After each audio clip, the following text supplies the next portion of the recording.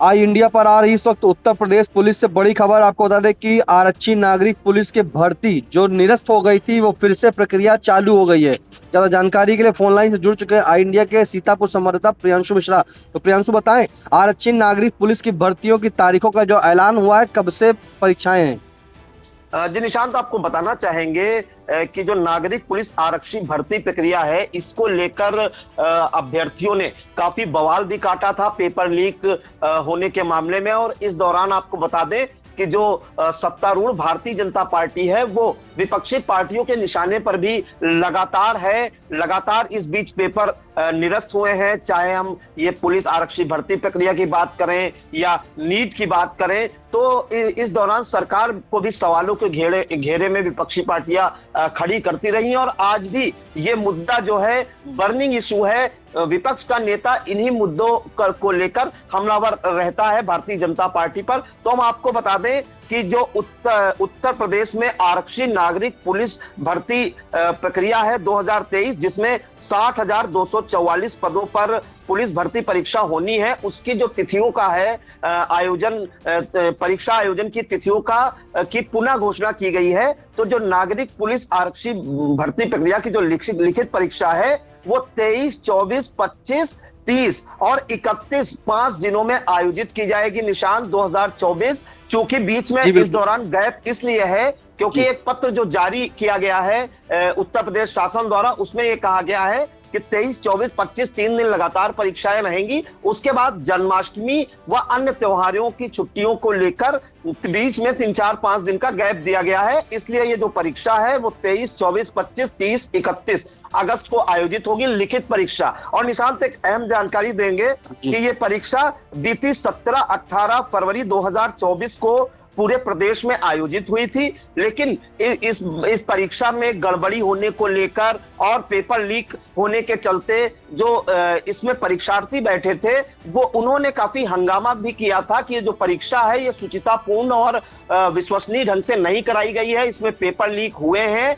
जिस कारण से उन्होंने प्रदर्शन भी किया था। और 24 फरवरी 2024 को सीएम योगी आदित्यनाथ ने इस परीक्षा को कैंसिल भी कर दिया था। और इस परीक्षा में 48 लाख से ज्यादा परीक्षार्थी बैठे थे। तो उस जो अब पुनः आयोजन किया गया इस भर्ती परीक्षा का 23, 24, 25, 30, 31 अगस्त को यह परीक्षा आयोजित की जाएगी 2 पालियों में और हर पाली में करीब 5 लाख से ज्यादा परीक्षार्थी सम्मिलित होंगे। तो आप सोच सकते हैं कि किस तरह से बेरोजगारी चरम पर भी कही जा सकती है, क्योंकि 60,244 पद हैं और आवेदन जो आए हैं वो 48 लाख से ज्यादा आए हैं। तो इसी से आप जान सकते हैं कि कड़ी प्रतिस्पर्धा तो होगी, परीक्षार्थियों में कंपटीशन तो होगा ही, साथ में बेरोजगारी की जो हालत है प्रदेश में वो आप इसी से अंदाजा लगा सकते हैं। और जो एक पत्र जारी किया गया है निशांत, इसमें हम एक बात और बता दें, इसमें कहा गया है कि अवगत कराना है कि यह परीक्षा पूर्व में निरस्त कर दी गई थी। मुख्यमंत्री उत्तर प्रदेश सरकार द्वारा निर्देशित किया गया था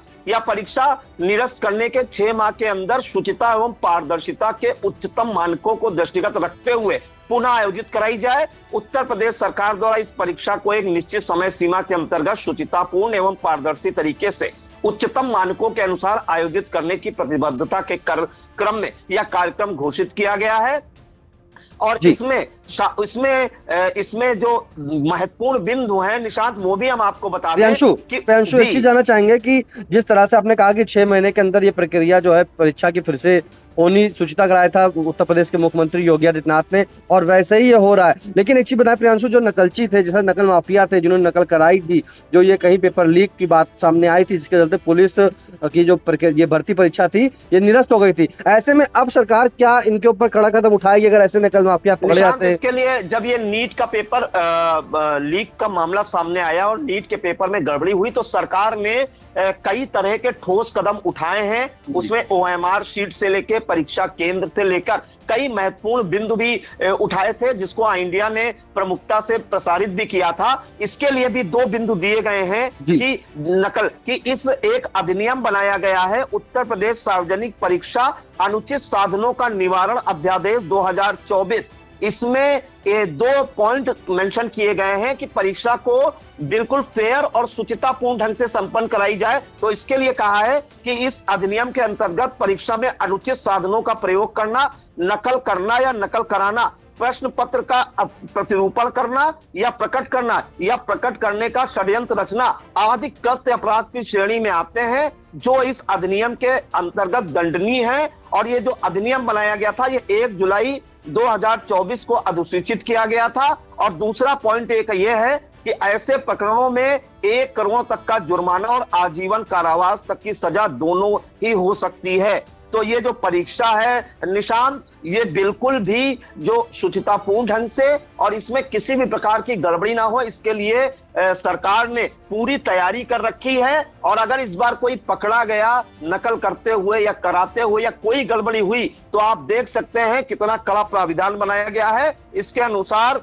आपको एक अहम बिंदु बता दें कि जो रोडवेज की बसें होंगी, वो परीक्षार्थियों के लिए इस बस सेवा निःशुल्क रहेगी और अभ्यर्थी अपनी सुविधा अनुसार इसका लाभ ले सकते हैं, जिसके लिए बस से यात्रा करने वाले अभ्यर्थियों को अपने प्रवेश पत्र की अतिरिक्त 2 प्रतियां डाउनलोड करनी होगी। उसकी 1 प्रति केंद्र के जनपद तक की यात्रा एवं दूसरी प्रति परीक्षा उपरांत अपने जनपद तक की यात्रा के लिए बस कंडक्टर को प्रस्तुत करना होगा। तो पूरी तैयारी कर रखी है योगी सरकार ने इस परीक्षा को संपन्न कराने के लिए। फिलहाल ये राहत भरी खबर कही जाएगी। जो पुलिस आरक्षी भर्ती प्रक्रिया की तैयारी कर रहे थे अभ्यर्थी, पिछले कई सालों से वो इंतजार कर रहे थे। इस दौरान 17-18 फरवरी को परीक्षा भी हो गई थी, लेकिन उसके बाद निरस्त भी करनी पड़ी और फिर इनको करीब 4 से 5 महीने बाद फिर मौका मिला है। 23, 24, 25, 30, 31 अगस्त को पुलिस आरक्षी भर्ती प्रक्रिया की लिखित परीक्षा होगी। निशान बिल्कुल प्रियांशु, सही कहा आपने कि उत्तर प्रदेश पुलिस में जो है आरक्षी नागरिक पुलिस के लिए 60,244 पदों पर सीधी भर्ती का ऐलान हो गया, जिसकी तारीख जो है निश्चित कर दी गई है। 23 अगस्त, 24 अगस्त, 25 अगस्त और 30 अगस्त एवं 31 अगस्त को ये 5 दिन जो है परीक्षाएं होंगी, जिसमें सबसे महत्वपूर्ण बात यह है कि जो परीक्षा के अभ्यर्थी हैं उनको अपने प्रवेश पत्र ले जाने होंगे और 2 प्रवेश पत्र की जो कॉपियां होंगी, प्रतियां होंगी, जरूर ले जाएं, क्योंकि एक तो उनके गंतव्य तक पहुंचने तक का और उनके गंतव्य से जब परीक्षा दे देंगे तब अपने वापस अपने घर तक का जो बस का किराया को बिल्कुल निःशुल्क कर दिया गया है। योगी सरकार ने बताया है कि ये अभ्यर्थियों के लिए बस की जो सेवा होगी बिल्कुल निःशुल्क होगी। फिलहाल नकल माफिया और नकल कराने वाले लोगों पर भी बड़ी सख्ती करी है इस बार, और उनके ऊपर जो है 1 करोड़ तक का जुर्माना हो सकता है, आजीवन कारावास हो सकता है, और ज्यादा स्थिति में दोनों चीजें यानी कि 1 करोड़ समेत 1 करोड़ रुपए की राशि जो है उससे समेत पूरी तरीके से आजीवन कारावास की सजा भी सुनाई जा सकती है। फिलहाल इस महत्वपूर्ण जानकारी के लिए प्रियांशु जी आपका बहुत बहुत धन्यवाद। जी धन्यवाद निशांत जी।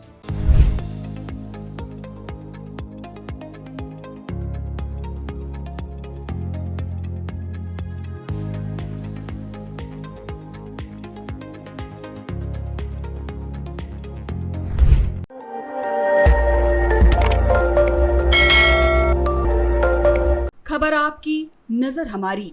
देखते रहिए आई इंडिया।